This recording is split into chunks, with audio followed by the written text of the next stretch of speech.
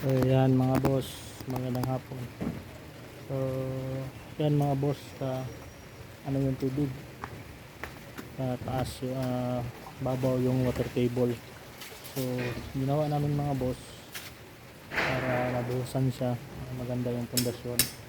Kasi hirap talaga siya gawin kasi may tubig. So, may ginawa kami mga boss para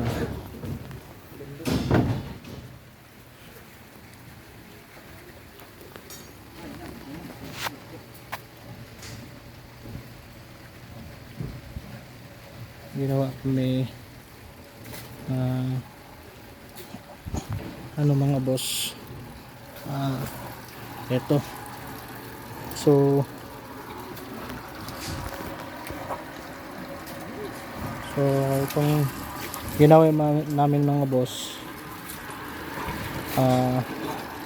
lagyan namin inalis namin muna yung mga disturbed na lupa, pagkatapos hanggang doon sa undisturbed bed niya. Tapos naglagay kami ng mga boulders.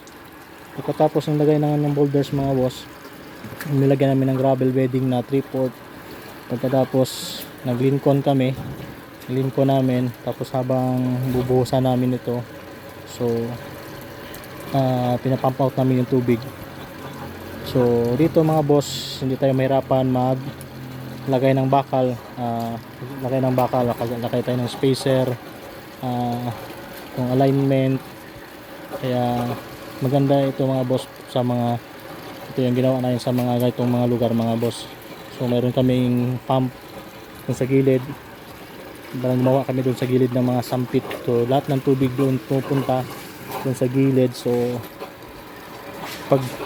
pagkasamo ng mga bakal mga boss at saka yung column niya parasyon, so hindi tayo mahihirapan mga boss. So yun ginawa natin. Dong.